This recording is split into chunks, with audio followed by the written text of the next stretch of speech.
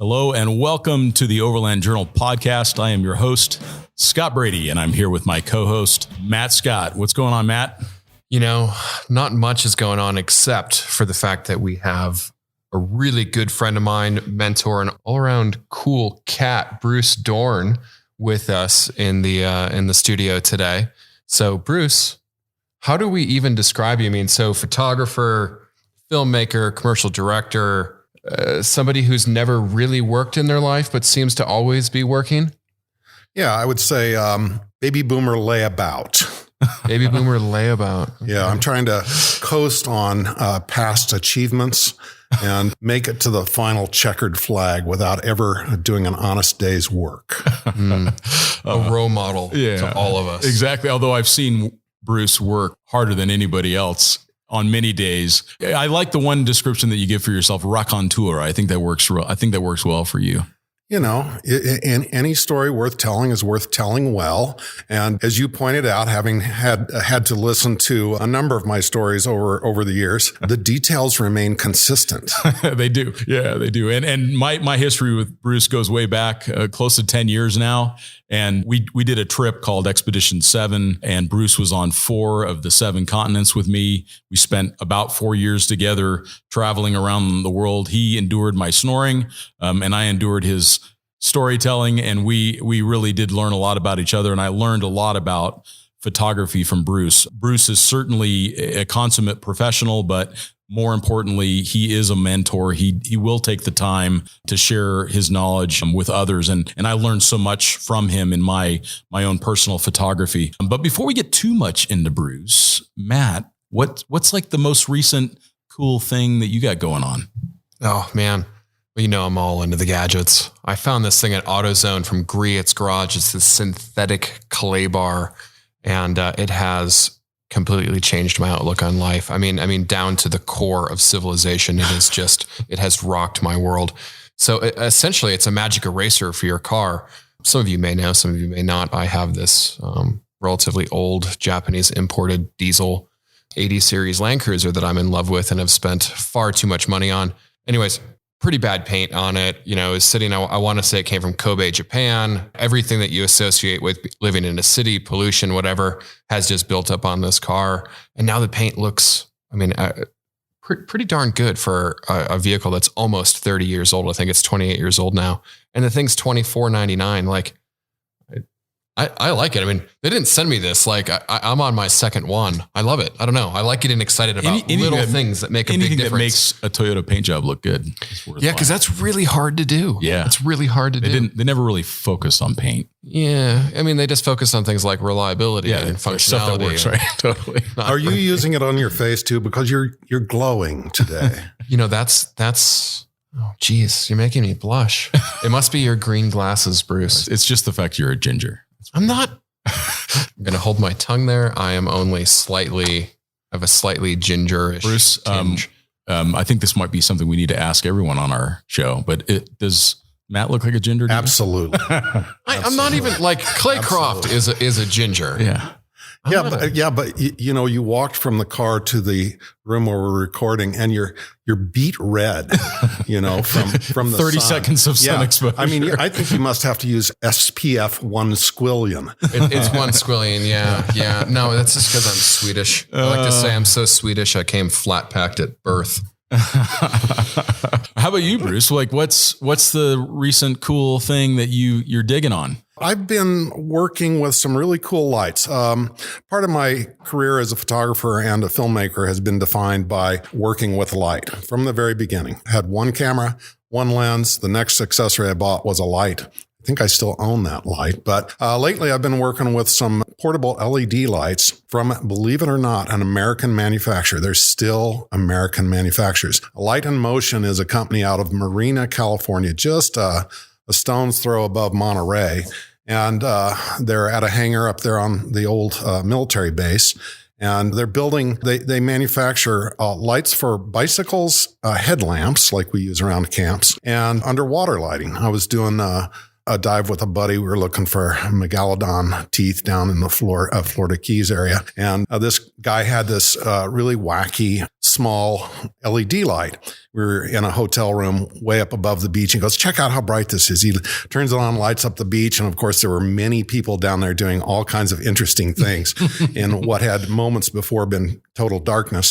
The light was spectacular, but it was extremely blue in color, which was by design, about 8,000 Kelvin, which is really high on the blue side of the scale. And is that for underwater use? Yep. Okay, got it. Because as the light comes through, you lose red and yellow in the first 11 or 12 feet, and then it gets to be sort of bluish and greenish. You add your fill light with a blue light, and then you put a bunch of magenta or red into it in post, and now you get your color back. I was thinking to myself, if these guys could make this in a legitimate Kelvin temperature for surface use, I would buy a ton of these things. So I actually approached the company and have been grinding on them for a couple of years. And now they offer the same units in 3,200 Kelvin, which is classically called tungsten temperature, and then 5,600 Kelvin. It's high impact plastic. It's got a very tight little LED array in it.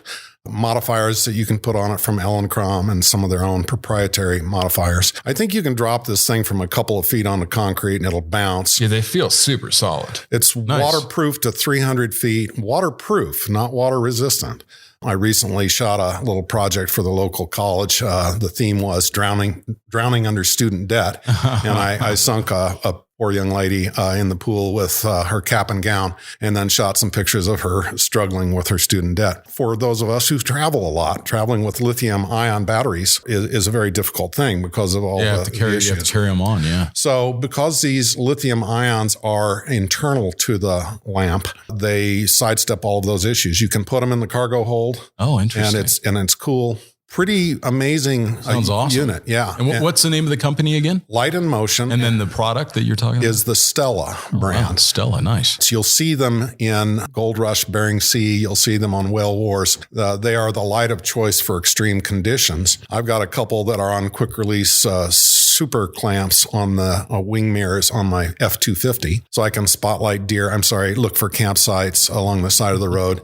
And then I can grab them off of the mirrors, go caving, go snorkeling, use them to light a scene around a campfire. Wow. So they're true cinema grade in a very small package. And the ruggedized aspect is what really turns me on about them. Oh, that's cool. That's a nice little, and an unexpected choice. That's nice. I like that. Yeah. You've got so many gadgets that it's cool that that's so the one many you gadgets. pick. Almost as many gadgets as you. And What's me. your thing?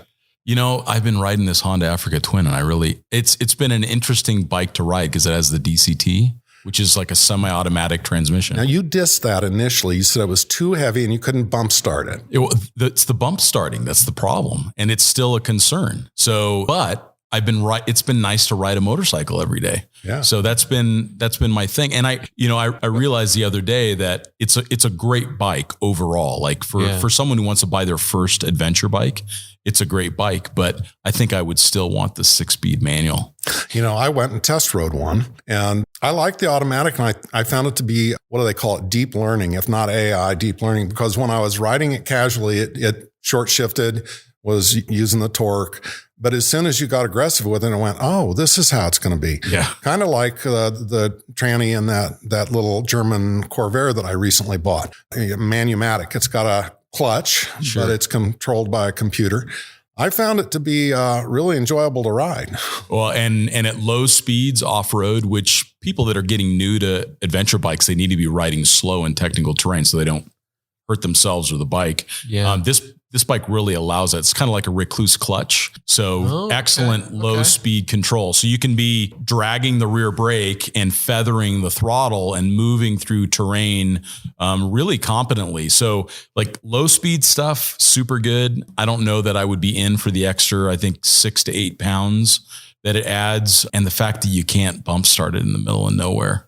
But I guess if you're riding with other people, it's not a big deal. So yeah, and they make those little lithium jump packs. And they do, yeah. So there's other ways. There are other ways around it, and they've got a new model that just came out that I'm excited to check out. But enjoying being on the bike. I just want to point out to the listeners, since you don't have the visual, that when Scott was talking about riding through technical terrain, he was doing that handlebar thing that you do, and both his pinkies were in the air as he was riding. He was prancing. He was. He My was feet being were going. very delicate with his controls. Yeah, but that is a big thing for somebody that's getting into adventure bike riding. I mean, these things they're heavy machines, right? Like, I mean, the kind of correlation to that Recluse. I mean, I know a lot of enduro guys. I mean, top enduro riders that use those things because it's just easier. I mean, it is easier to ride for sure. And it's still, I mean, this is the adventure sport model. So it's got over 6 gallons of fuel, has nearly 9 inches of suspension travel. So it performs great. I mean, it's something that a lot of people don't look at because it misses a couple of those key points like cruise control and stuff that it matters, but it also doesn't matter. But this new model's got all that. It's got all the whiz bang gadgets. So it still has less travel than a KTM 950. Yeah, it does. More weight than a KTM 950. It does, yeah. And less horsepower than a KTM 950. The one that I've got is still less horsepower. Yeah. The new one is a little more. But does it rest my case. But does it have the sex appeal of an electric e-bike? Because that's your new jam. Now. Your new jam. Oh yeah. Although you have this, that's a very cool story. You had this Harley Davidson that you built 30 something years ago. Still have. Yeah. She's 31 years old this year. Yeah. And it was in like Mikuni carburetor ads and everything else. And then you sold it and it went away. You didn't know where it went. You didn't know who had it. And then some buddy of yours, what was the story? Yeah, I built it in 88, sold it for a massive profit. It was an easy rider and hot bike and calendars and all that stuff. You know how it is. You feel like you build one good one that the next one will be better. Yeah. Sold it for a good piece of change. It showed up on Craigslist out in New Jersey about 3 or 4 years ago. I bought it back from the guy for nothing. He had put 5,000 miles on it. Wow. Since I sold it to him, but he had screwed it up with a bunch of weird changes. So I put it back to the original condition, just like meeting an old girlfriend that you should never have dumped. And she, for some reason, still likes you and you're back together again. So yeah, no, I love that old thing. In fact, that was the first Harley Davidson I ever rode was your bike. And it didn't suck as bad as I thought it would. Oh, that's so sweet, Scott. No, it was super charming. Yeah, that's right. Yeah, keep talking. I remember coming down the hill from Jerome. We left together, and I was taking a nap here at the shop by the time you finally rolled in. And I think Martin will attest to that. I mean, it was probably those psycho passes I was making, but I'll still take it. I do remember that. So you're not only a photographer, but you are a world traveler. You have seen a lot of the world. And, one of the things that we like to talk about on this podcast is help people relate back to how they improve their own journey. You have done photography professionally, but what are some initial things that you would recommend someone that is new to overland travel, or they've been a long time overland traveler and they want to just do a slightly better job or do an improved job of capturing their own memories? What are some basics that you like to tell people when they ask you that question? Yeah. I mean, how can we be as good as Bruce Dorn in 3 minutes? This is where the cricket sound effects come in. I think the number one thing is taking the time. We struggled on E7 to a certain extent because we were busy getting going during the early prime light, and we were busy trying to find a campsite and making those last few miles during the afternoon prime light. Totally. So if you go with the intention of making imagery as one of the priorities, then it will automatically improve no matter what tools you're using. Obviously, magic hour is a great time to shoot. Having the camera ready at all times. I remember a few occasions of shots that I missed, and I will kick myself forever because the camera was just out of reach. You can put a camera in P for professional mode, and it's going to work well for you for about 92% of the time. You can go in AV, some kind of aperture priority or shutter speed priority. I tend to work in a manual mode, and I'm constantly aware of light. I like the fact that I need to be aware of what's going on with the light. And so if you're traveling along, if you're in Arizona, it's sunny. It's, the sunny 16 rule on the front side and 2 stops open from that on the back side. You never need to use a meter. when you're in scattered clouds or overcast conditions, high cirrus kind of stuff, it's going to be different. If you're moving in and out of open shade, it's going to be different. But if you're aware of what's going on and you're there's nothing to photograph at the moment, but you see it, the cloud cover is rolled in and the light has changed, color temperature's changed, make the adjustment to the camera on the console next to you, have the camera ready so that when something happens, you're prepared for it. You can still capture it. Yeah, I was dragging a trailer full of snowmobiles up to Togety Pass in Jackson Hole, heading over toward toward Du Bois, Wyoming. And we were crossing a tributary to the Snake, and I'm driving, trying to keep the trailer behind me on an icy road, and we saw a line of bull moose walking single file down one bank across the frozen stream and up the other bank. I think there were like 15. Wow. And they all had these massive racks. It was a spectacular shot. I, of course, jackknifed the trailer trying to get it stopped and get the camera in my hands fast enough. And all I got was, the last moose's derriere as they disappeared into the forest. Had another occasion where I was driving and I saw, we were back in some back country on a snowy road, and I saw a little flicker of movement in my side mirror, and I looked back and there were 3 wolves bounding through the snow, 2 grays and a black, and the snow was very deep, so they were porpoising through it. Again, camera was just a little too far away, so that can only be a neurochrome. I'll remember it. I've got it, in my head. I remember both of those shots distinctly. And you'd think at this point, after almost 50 years as a pro, that it would never happen. But I was just up in Jackson and I went over looking for some black bears in a berry patch that I know is productive. I had my 200 to 400 zoom on my 1DX Mark II in my lap, because I knew up the hillside there were some berry patches, service berries, I think they were.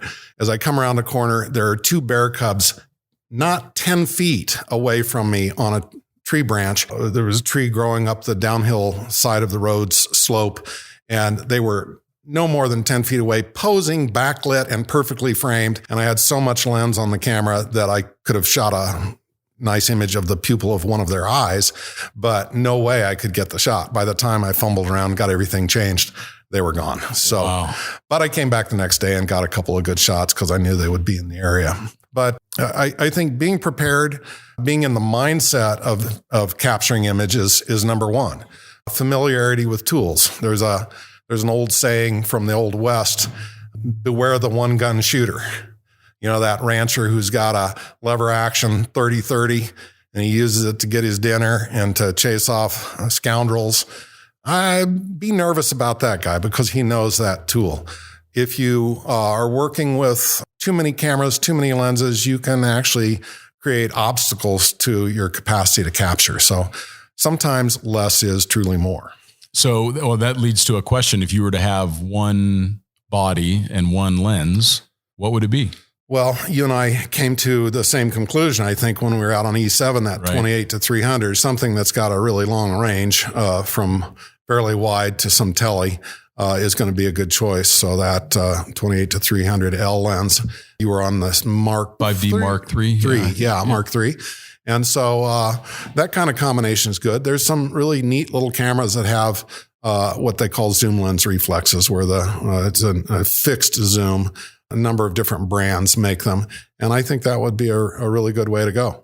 But yeah, that was a truly special lens. In fact, when I migrated to Sony, it was the greatest loss for sure. The only thing that I found problematic with it is on the 28 end.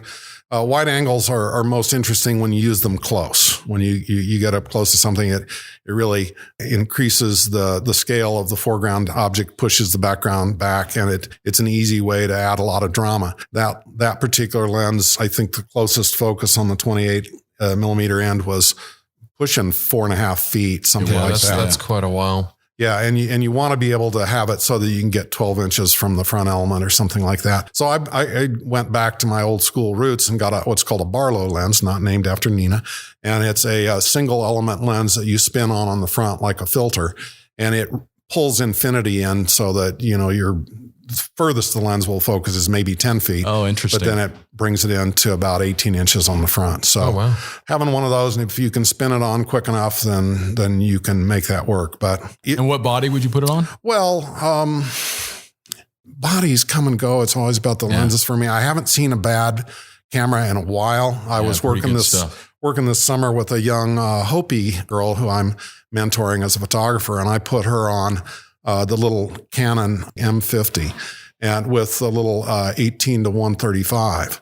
And we were shooting, I dragged her along on some concept fashion shoots that I was doing. And I'll tell you what, it's hard to discern the differences between what was coming out of the APS-C sensor on that and the EOS R that I was test driving, EOS R and EOS RP. At 16 by 20, I defy you to tell the difference. Sure. You know, and of course you can make stupidly large enlargements from the bigger stuff, and sensor size is not just about pixel volume. It's more about the way that the image is rendered. The larger the final capture format, the shallower the depth of field at any given f-stop. So there are ways that it paints the image that feels different. But camera bodies, I just have something that has good weather sealing. You know, we learned about that. Yeah. And good temperature resilience. When we started out E7, I remember I've got a shot somewhere of the back seat, and we had so much stuff. And then by the end, it was down to a body and a couple of lenses and a camcorder. By the way, those camcorders were disposable. I had to throw those out after it got home because there's not a service center around that will work on a camera that's been sandblasted because it destroys their workspace. They go, has that been in the sand? Don't even come in the door. Oh, interesting. Yeah. So there's just no future in it if you get them in the sand. And I like to, you know, flashback on when you guys dumped me out there in the sandstorm. Was that in Namibia? Or? Yeah. I remember that little German village. Yeah. Picture this. Oh, Brucey, you know, get some shots of us coming from, you know, a quarter mile away, and said, dump me out. And then they go by and they go another quarter mile so that I can get the going away shot. And then they sit there, you know, lounging while I jog through the sandstorm down there, you know, but, weatherizing, you know, toughness. Generally, I'd look for toughness and redundancy. The Canon R that you've been playing with is pretty nifty. Oh, I love that thing. Yeah, well, it's Gen 1. You know, of course, Canon is arriving at the mirrorless party with the party, you know, well underway. And the first offering, the EOS R, I would consider to be about the equivalent of a 6D versus like a 5D Mark IV. It's not got all of the pro content that I think everyone would have liked, but the price point would have been much higher. What a terrific camera. It just works wonderfully. Little 24 to 105. I shouldn't say little. I mean, it's a significant lens. I mean, I know you guys are talking about the 28 to 300. That's kind of your moneymaker. It was for me, the 24 to 105. I mean, I've shot that my entire career. Yeah. I have so much muscle memory with it. Yeah. If you had to, you know, the desert island one lens, that 24 to 105 L would be the way to go. The new mount that Canon has come up with, this R mount, is the mount for the next 30 years. I mean, they introduced the EF mount about 30 years ago and rode that pony for a long time. The engineers are saying that they can now offer lenses that they never thought were possible before because of the diameter and the distance from flange to sensor. And we're starting to see it. I've sold my beloved 70 to 200 f2.8 IS to Mercedes, who's rocking that thing, in anticipation that the RF version of it would follow quickly. That lens is so short, it actually trombones when it changes focal length. So it's about the length of an 85. Wow. So it's going to be a tiny little thing. Yeah, that's really handy. And then they're getting super speeds on a lot of the primes. So I'm slowly moving over to RF mounts, but of course they gave us some really interesting mount adapters to be able to put the EF lenses on the RF bodies. And I'm using those. So plenty of options. I just love the compact thing. I mean, you know, something that I always look for, I exclusively reserve the center console of all my trucks for cameras because it's easy, it's protected. You don't have to worry about it really rocking around. And I mean, to be able to have a 70 to 200 that potentially fits in a center console for travelers where space is, I think it's always a concern for travelers, right? Especially when you're off of a motorcycle. If I can't fit it into a tank bag, it just can't go. Yeah. Yeah, I think that the new RF 7200 is about the size of a soda can, more diameter, but about that long. And I like the idea of compactness in the tools as well. And one thing I won't give up for small size is battery capacity. You can carry a lot of batteries, and that's pretty easy. But that was the thing that always killed me with Sony. The previous generations were terrible. Yeah, and you have the new one. I switched to it because you could charge it by USB. They had all these small lenses, and again, it's just the muscle memory of Canon that I guess won out for me. But color science, when the other guys, Fuji does some pretty good work, and of course Sony is out there swinging for the fences all the time. But I've never regretted making the move to Canon. One of the big things was Canon Pro Service. I mean, it's just ridiculous how well they treat you. They turn the stuff around quickly. As a pro, if it comes in, the amateur stuff gets broomed and your stuff gets worked on.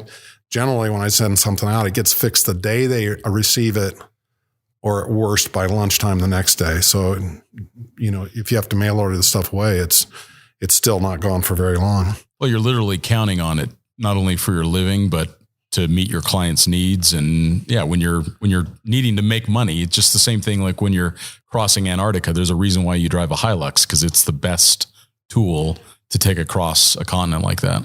And I don't mind the resale values being consistently high. That's a good thing too. Yeah, no, absolutely. So I guess while we're talking about Canon, so you're a Canon Explorer of Light. Yeah, that's the program started, I'm going to say could be 25 years ago by now. And I'm not one of the OG, but I've been in it for 15 years. And it's not something where, it was originally, these are the best guys in their category, period. And they use Canons. I know that some of the companies will go, oh, you're really good. Come and we'll give you some free cameras if you use ours and endorse them. Canon's policy was to find people that were Canon users, like they just find you.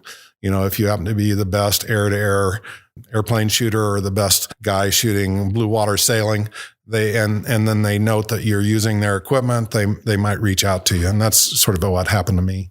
And enjoy the relationship. It's been really cool because I've gotten to introduce quite a few of the products that went on to do great things. Hiding in plain sight. There's been more than one occasion when I've been walking around shooting a prototype that everybody was still, talking about on Canon Rumors or something like that. And I've got it in my hands at that moment, actually beta testing it.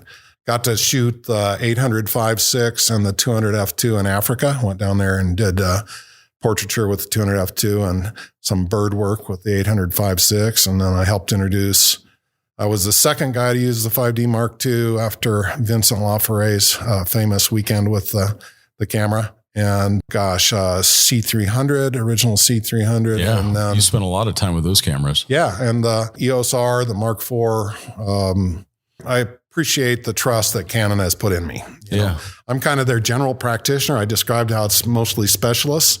And I would say I'm kind of the country doctor of Explorers of Light. I do a little bit of everything. Yeah. You know? And people can see some of your work on Instagram. I mean, you don't really take it that seriously because it, you know, I was aware of social media as a coming thing, but I didn't take it seriously early enough. So I didn't really stake out that much ground in it.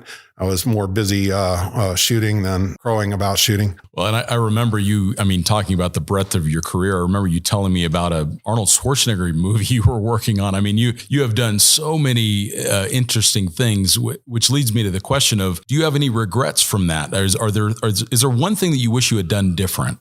Well, I got, I'll back up in time a little bit. My career has almost been defined by falling into things rather than seeking them. You know, I kind of have always done my own thing. I just, the goal is to get up and entertain myself and have some fun. And then on a regular basis, somebody notices that and hands me some dough. So I got to Hollywood by dumb luck. I was a stills shooter in Phoenix back in the really early 80s. A phone call came in. Somebody asked me if I shot film. Of course I shoot film. I'm a photographer. By the end of the conversation, I realized they're asking me if I was a motion picture camera operator. And I had gotten so far down the path that I just said, yeah, sure. And then I read up on it and went to the shoot and was able to. You make it, right? Yeah, a little bit of that. And then that project or the one that followed got me to some big awards thing, I think in the Clios. And that got me an invitation to Hollywood. And next thing you knew, I was creative director at a special effects house that was at that time the biggest effects house in the world. And out of that came Pixar people and Industrial Light and Magic people and Rhythm and Hues. We really did all the groundwork along with another sister company called Digital Productions. We invented computer graphics there. So that was the 80s and it was very fruitful. So I was living large and getting the projects that you dream about instantly. Now, the regret, I was there, CAA and some other places started sending me scripts because that was the time of Tony Scott and Ridley Scott and Adrian Lyne and the British invasion of all the commercial filmmakers, Top Gun, Miami Vice, all these real glitzy looking, where visuals were a really strong part of the project. And I started seeing scripts and I started reading scripts and I started going, I'm going to have to take a big cut in pay to do this movie because you, as a first-time director on features, you basically get DGA minimums and maybe a piece of the backside. But I was going to take a massive pay cut to do features, and I just decided not to. And, I did that for 20, 25 years, and I would say in the A category, not the top guy, but I was certainly in the top 10, and if you watch TV from 1980-ish to, not that long ago, there's been a lot of commercials of mine still in the last 5 years. You saw my work every night. Yeah. Because I did every soft drink company, every car company, every beer company, every airline, every hotel. It was a good ride, You were busy. Yeah. But would I like to have a resume of a half a dozen movies? Yeah, that would be cool. And I suppose I was recently over in Hollywood and went to a sketch comedy show to see some friends of mine who are in an improv group. And I was going, you could pull these kids together and do something. So who knows, Anything's possible. Yeah. So Matt, question for you on photography. What's the current setup? What are you shooting? Oh, you got a couple of them, I know. But. Yeah. I like to say I have two setups. When I'm shooting for Overland Journal or Outside Magazine or something like that, it's always my Canon stuff. If I actually have to work and make money from those images, I don't hesitate. I go to my 5D Mark IV. I have a 24-105 and I have Bruce to borrow lenses from if I need anything past that. Wait a minute. Don't look in your garage. It all becomes clear. The thing that's really passionate to me is my Leica rangefinders. They are, probably the worst camera bodies you could think of shooting with. You don't actually look through the lens. You look through a rangefinder. You're looking off to the side and you're essentially making guessing at everything. Yeah, you're making a measurement based on the parallax between the lens and the rangefinder. But they're fantastic full frame cameras. They're very small. I spend a lot of time in Southeast Asia. I spend a lot of time in cities, and my personal passion is the street photography. So I have a Leica M10 and Leica Summicron 50, which is, I guess Bruce, you could chime in, but Summicron 50 millimeter Leica, it's probably the best lens you can buy. There are more expensive lenses, but yeah, it's Summilux are 1.4s, Summicrons are f2s. Yep. Elmerits are 2.8s, as I recall. I started back in the day.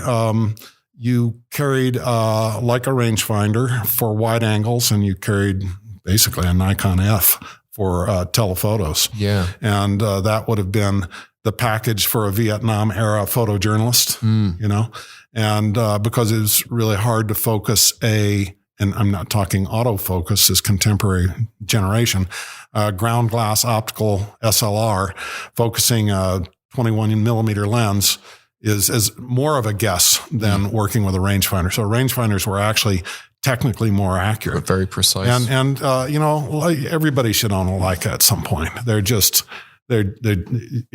I guess it's like owning a Land Rover or Land Cruiser, one of the classics. It really is. You just, you go, yeah, that kind of feels right. I mean, they're pricey, but I've never lost my backside on one. They hold their value. They hold their value. I mean, I'll buy kind of more obscure lenses because I enjoy the pursuit of making those images with different lenses, I guess. And they appreciate. I mean, Leica this year is raising their prices 25%, and it's predicted the used market will shoot up just like that. So, I've had my M10 for 2 years, and I always buy everything used from Leica because there are collectors that just buy these things and they never use them. Fetish objects. Yeah. They're just objects to them. So I always buy used, and honestly, I'll get paid to use this camera. It's what it costs you, not what the purchase price is. Yeah, totally. I remember, I guess it would have been in the 70s. I was in a camera shop and a guy came in with I think it was an M3, and it looked kind of rough. And what happened to that? And he goes, well, I was in my buddy's Piper Cub and I dropped it out the window. and it's fine. They went and found it out in some Indiana cornfield. Yeah. And it was, well down in the recently tilled earth, but incredible. Blow it off and it was fine. I mean, they had one moving part basically. Yeah. If you need to bludgeon someone to death in your travels in self-defense and you want a camera you can use afterwards, highly suggest Leica. Yeah, I've been shooting that monochrome recently, and I like that. It's with the 75 millimeter 1.4. And for those who don't know, the monochrome is it's a digital camera, but it is natively black and white, so there is no color filter on it. They aren't filter. Yeah. Well, they aren't RGB. They're all luminance photo sites. So yeah, it's got dynamic range. It's really beautiful, the dynamic range. I think so. Yeah, it's been fun to shoot. Yeah, absolutely. All right, we're going to do a little lightning round, Bruce. We're going to ask you a bunch of questions. Okay. All right, what's the weirdest thing that you've ever experienced in your travels? Oh my gosh. The list is so long. Oh, okay. It was being at Nordcap with you. I was hoping you'd say that one. We were at Nordcap. We drove to I'm going to go out on a limb and say that's as far north as you can drive on the planet. It's as far as north as you can drive on a road in the world. On a legitimate road. Yeah. And we were out on one of the fjords. I prefer Chevys, but we were out on the end of one of the fjords at Nordcap. And there's, according to all the images we had viewed going up there was some Atlas kind of guy or something holding a big sculpture of the planet. We arrive and it's extremely foggy. Totally. And I put you and Greg up underneath the big sculpture, take a couple of pictures, and we're getting ready to leave. And I go, oh, wait a minute, Scotty, grab one of me. And I go up there and I'm posing, and out of the mist came a female who came up and kissed me and then disappeared into the mist. Yeah, she ran up onto the sculpture, grabbed you, kissed you, turned, smiled, and then ran away into the fog. It's my personal curse, This is the kind of thing. So I guess that's not really that weird. That's more standard. But. Yeah, no, I remember throughout the travels, and this is one of the things that I wanted to bring up and talk about is not only are you a great photographer, but you have this ability to be not only charming, but disarming at the same time. You wear these bright green glasses. You smile easily. You're very open with people. Talk about that a little bit so that people that are maybe traveling for the first time or worried about traveling, how does that change the experience when you come in with that perspective? Yeah, I think just assuming the best of a situation rather than the worst. There were many places that we went where we could easily have been mistaken for off-duty special ops. Everybody wearing tactical pants and yada yada. But and I think you're cut. You love those pants. I do. You're cut from the same cloth. Wearing those pants. We both approach everything with a smile and. There was maybe one slightly uncomfortable border crossing where they kind of separated us. Were talking to us a little bit. And one of the guys was going, boy, I'd sure like to come to America. Yeah. It sure sounds scary.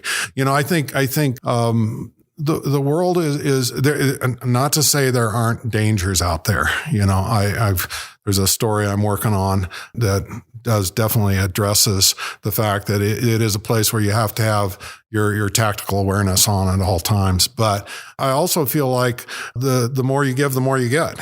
So when you're approaching people, and especially if you're a photographer, in some cultures that can be considered a rude intrusion, and in others not so much. But you got to be able to read the people, read the local customs and everything quickly, and react and be ready to adjust, But yeah, I think for anyone that's going to do any international travel, you're representing all of us in the community. Yeah. So sure. I say be appreciative of this great opportunity that you have, and don't screw it up for everybody by being an ugly traveler. Yeah, for sure. All right.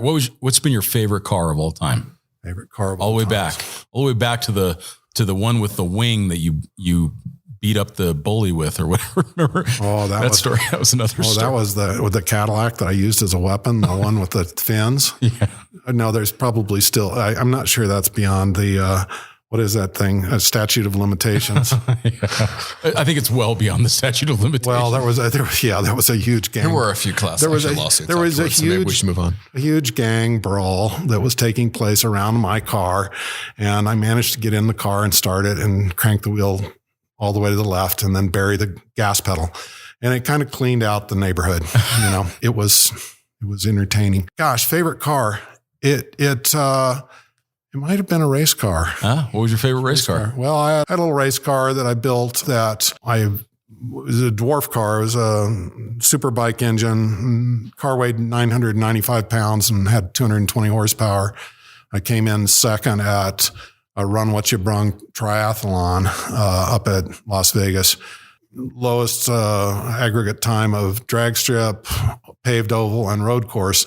And I beat everything, Panteras, Ferraris, Porsches, beat everything in a home-built car that I probably spent $7,000 on. And it made it street legal. And then... was this the manure spreader?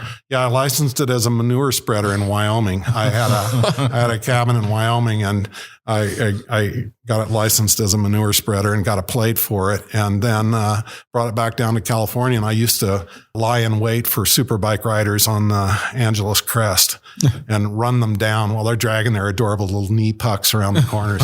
I'd come up behind them and honk, and then pass on the outside or through a scenic overlook parking lot. Sideways? Yes. What's the most favorite place you've ever been, like in the world, the one place you want to go back to? I think I know what the answer to this one is, but if you could tomorrow, if you could hop on a plane anywhere in the world, where would you go? What's your most favorite place? Well, I sure loved Norway. I sure love Norway. And of course I love Botswana and the Okavango. And I love New Zealand. What were you going to guess? Which one? I was going to say Maun. Could fly into Maun. Oh yeah, for Okavango. Oh yeah. You talk about it a lot. Well, I guided there quite a bit. Our mutual friend Andy Biggs. I got into guiding safaris whenever Andy forgot that his wife was pregnant and was about to give birth, he'd go, oh, darn, my wife's about to give birth and I've got a safari. Bruce, can you cover it? I covered a couple of safaris for him that way. And then I got into guiding, and I would say that Okavango is probably, it's as close to Eden as you're going to get. That one shot you've got of the I think it was a lion coming through the water was unbelievable. Like one of my favorite photographs in the world. Yeah. In the world. Yeah. Another fellow that was on the trip, I was guiding a group, and another fellow was with me, was on the same lens and same body. And I said, she's going to come, she's coming. Yeah. Cause we could see that she was getting ready to sort of charge towards us. And we were both smoking pixels. He won the Smithsonian Wildlife Photographer of the Year for that. And then I have the same image, but from a little lower and to the right. And Canon used it quite a bit. And people were accusing both of us of having ripped the other guy off. Yeah. But that was a pretty special moment for sure. And incredible. One in that series that I didn't publish was that same cat coming through the water crossing. Submerged to the point that only her nostrils were sticking out and the tip of her tail. Wow. And then that one that I have published so widely.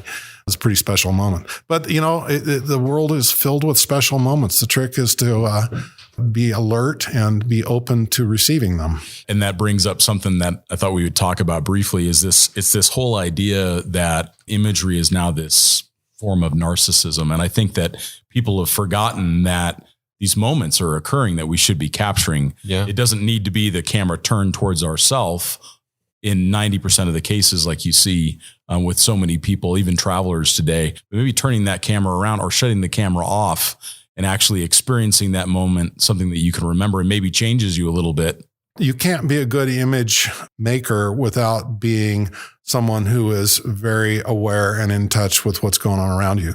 So if all of your senses are turned inwards and it's a narcissistic moment, how am I in this moment? What do I think? You miss all the good stuff. You do. It's a variation. Yeah. I mean, you can miss a lot of stuff by chimping, that is looking at the images on the back of your camera when the action is still going on.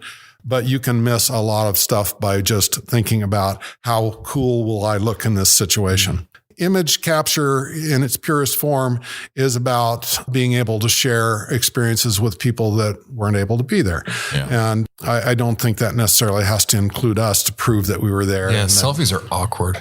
They become so commonplace that now they don't feel, they should feel way more awkward than they do. I mean, I guess I feel if I'm going to take the time to look at somebody's body of work, I want to be inspired by that, especially, travel photography.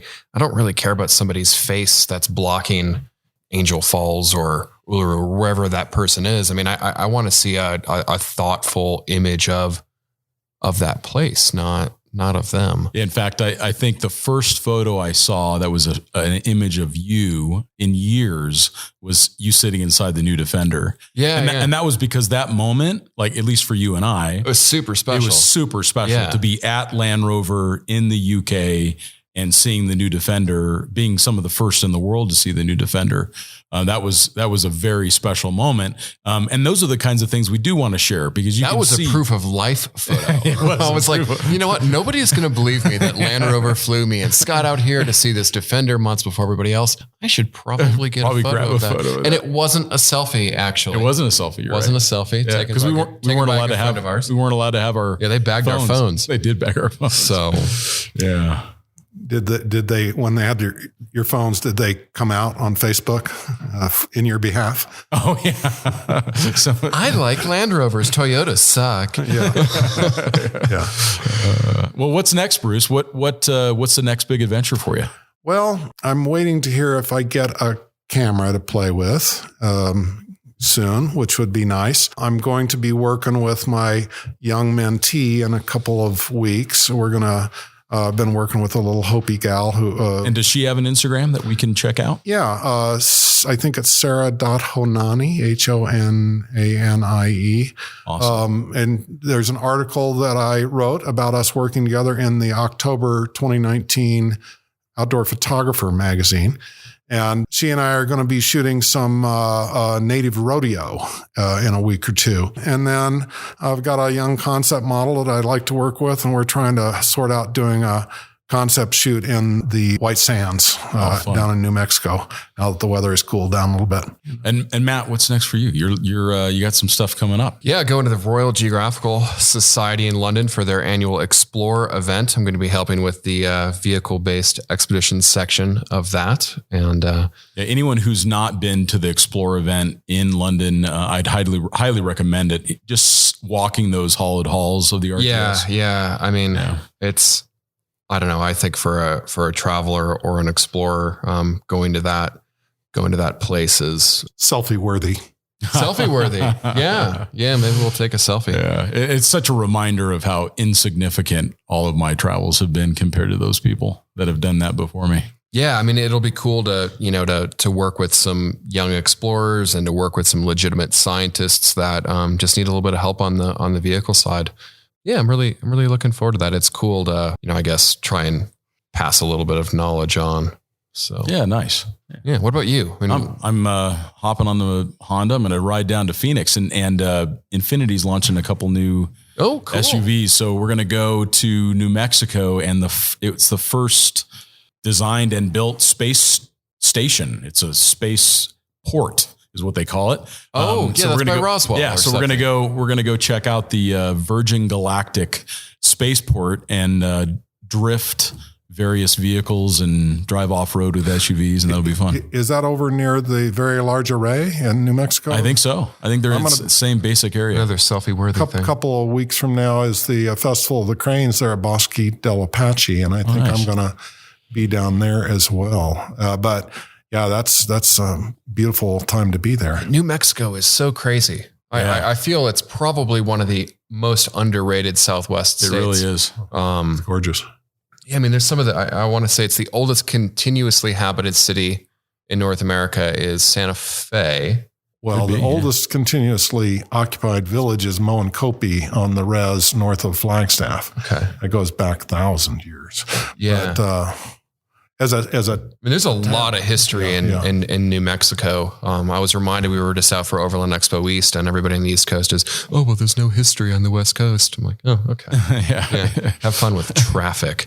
Yeah, exactly. So we got some good stuff coming up. Thanks so much, Bruce, for being on the podcast with us. You have been an inspiration to me. It's amazing that you live here in Prescott. That's how we first connected all those years ago. We got to see the world together, and make sure everybody check out Bruce's work. He does contribute to Overland Journal on a regular basis. What's your Instagram again, Bruce? At dorn.bruce, DORN.BRUCE. Yeah, he's the real deal. And thank you all for listening. Matt, you got anything for us before we go? No, I'm great. All right, man. So will you clay bar my back? Please.